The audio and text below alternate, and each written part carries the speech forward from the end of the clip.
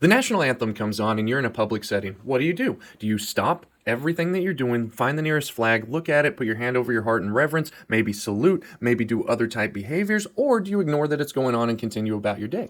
Hi, my name's Connor O'Day, and this is Neurons and Norms, where we try to boil down important social psychological concepts into about 2 minute or less videos similar to a virtual textbook. Now, today we're talking about the power of the situation.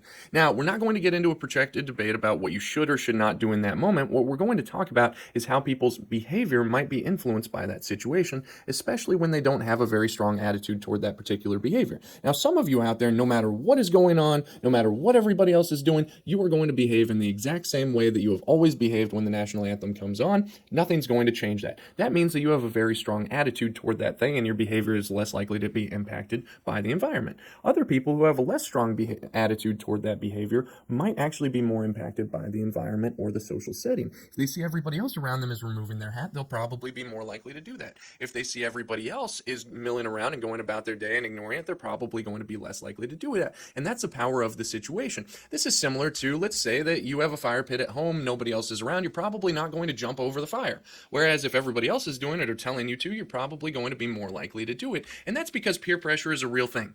Peer pressure does influence our behaviors, oftentimes more than we quite realize.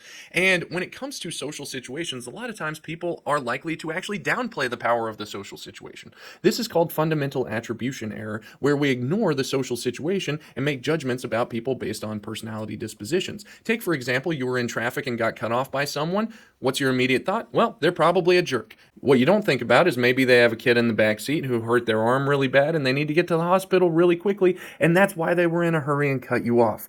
A lot of times we have a tendency to make dispositional judgments rather than situational judgments in that moment. Again, that's fundamental attribution error, where we overlook the power of the situation. As always, follow us on all of social media streaming platforms at Neurons and Norms.